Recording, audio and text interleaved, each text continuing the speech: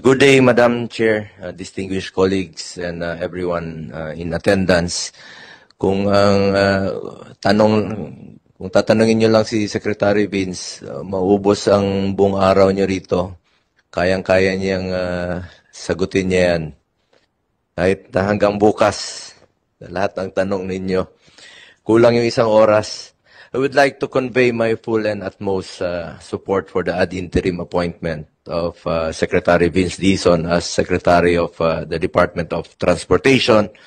Our appointee today is no stranger when it comes to public service. Secretary Vince has held various key positions in government during the Duterte administration. He served as president of the Bases Conversion and Development Authority, BCDA, where he led the agency to new heights. Under his leadership, the BCDA generated 48 billion in gross revenues, created approximately 400,000 job opportunities, and played a major role in attracting investment to the country's special economic zones.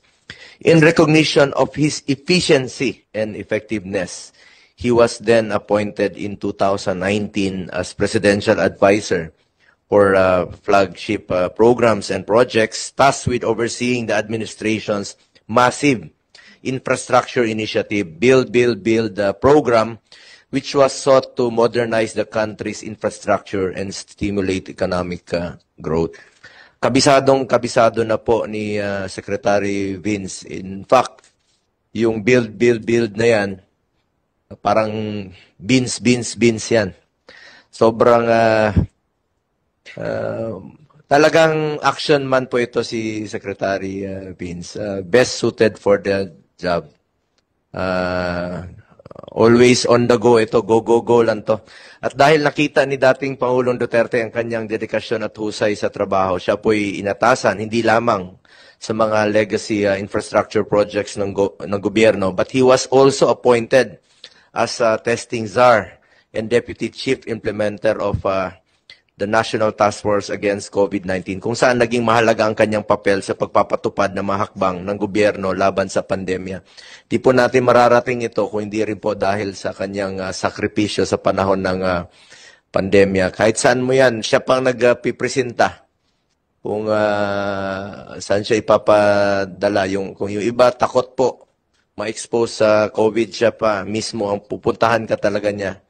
Ganon po siya ka-action man. Totoo lang po, sinasabi ko lang po yung totoo. Nung panahon na nangangailangan po ng kanyang serbisyo ang ating mga kababayan.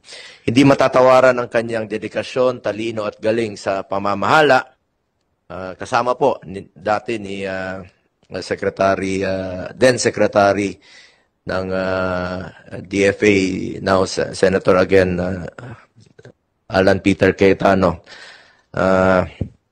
Magkasama po sila sa action, parate. Kaya hindi may kakaila na karapat-dapat niyang pamunuan ng isang napaka-critical na departamento katulad ng DOTR.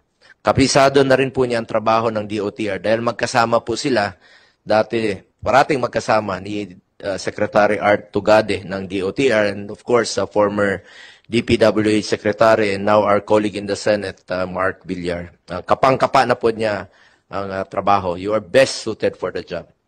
Madam Chair, the transportation sector plays a crucial role in economic development through a dependable and coordinated network of transportation systems, which enables safe and efficient movement of people and goods and services. Kaya naman po sa Duterte administration, he prioritized the Build program, then known as Vince. Sa ngayon, unti-unti na nating nakikita ang bunga ng mga proyektong ating sinimulan sa sektor ng Riles. Ang North-South Commuter Railway ay inaasahang magiging pangunahing linya ng mass transport sa Luzon. We also have the construction of LRT-1 Cavite Extension and the United Grand Central Station. I have also personally witnessed the lowering of the tunnel boring machine of the country's first ever Metro Manila subway project. We also made sure to rehabilitate MRT-3 to ensure shorter waiting time. We have also launched the Metro Manila Skyway Stage 3 during President Duterte's term na malaking ginhawa po para sa mga motorista. At ito pong mga Skyway, napakalaking ginhawa rin po ito.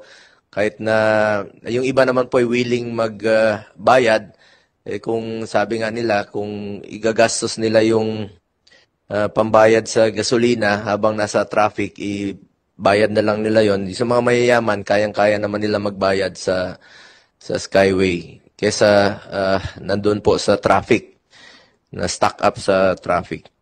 At meron rin pong 233 airport development projects and 484 seaport development projects, all aimed at making the lives of the Filipino people more comfortable, have also been completed during President Duterte's time.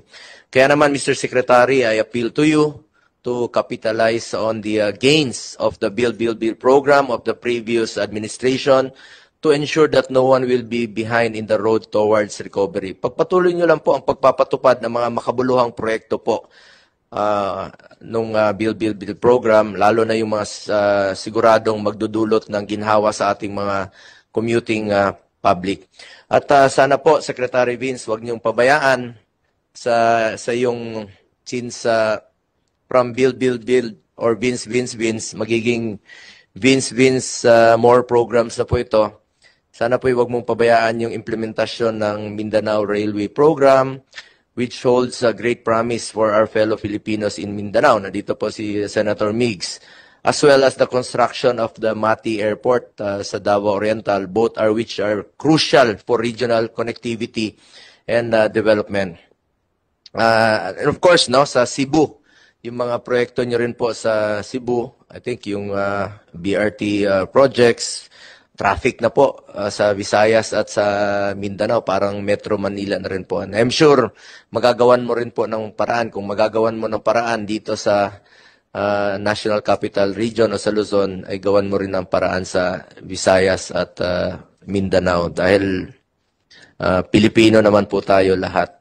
At sana po, Secretary Vince, katulad nung ginawa sa panahon ni Pangulong Duterte, yung Republic Act 10930 extends the validity of driver's license from 5 to 10 years. Ito po ay naipatupad nung nakaraang administrasyon. Parati mong unahin po ang kapakanan ng mga ordinaryong tsuper, yung mga ordinaryong driver sa iyong magiging desisyon. Alam ko, magaling ka, madiskarte, gamitin mo yung para sa kapakanan ng mga maliliit nating kababayan. Ordinaryong driver, ordinaryong manggagawa, ordinaryong porter sa mga ports. Yun lang po ang pakiusap ko always sa'yo. At alam kong yan naman po ang kaya mong gawin. Unahin yung kapakanan ng mga maliliit na manggagawa. Secretary Vince, with your experience and proven track record, I am confident that you will lead the DOTR with integrity, vision, and excellence. Maraming salamat sa iyong serbisyo noon pa man hanggang ngayon. Mabuhay po kayo, Secretary Vince Dizon.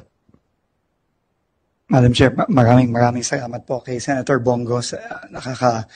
Nakaka-touch naman po yung mga sinabi niyo, pero ang masasabi ko lang po is ang kabigin-biginan po ni Pangulong Bongbong Marcos is lahat po ng mga proyekto natin na ongoing na makakatulong sa ating mga kababayan. Lahat po yan ay itutuloy po natin at hindi lang po itutuloy, kundi tatapusin po natin. Madam Chair, Your Honor. Maraming salamat from Build up to Build More. Ay sana po yung mga ordinaryong kababayan natin, mga mahihirap ang makikinabang. Yung makakaginhawa po sila, lalong-lalo na po sa kalye po na sobrang traffic na po sa ngayon. Unahin po natin ang interest ng mga maliliit na kababayan natin. Salamat po, Secretary. Your Honor,